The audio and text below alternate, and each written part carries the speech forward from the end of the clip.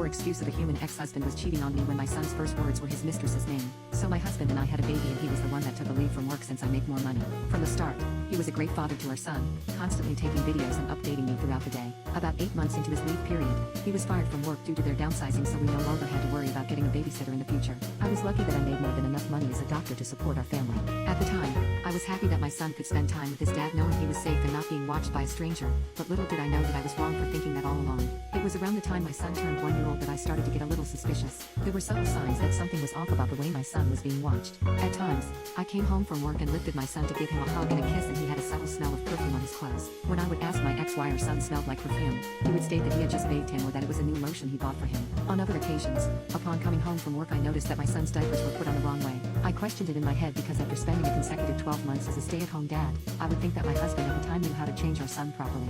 Here is where the messiness truly unfolded. I had just come home from work, and at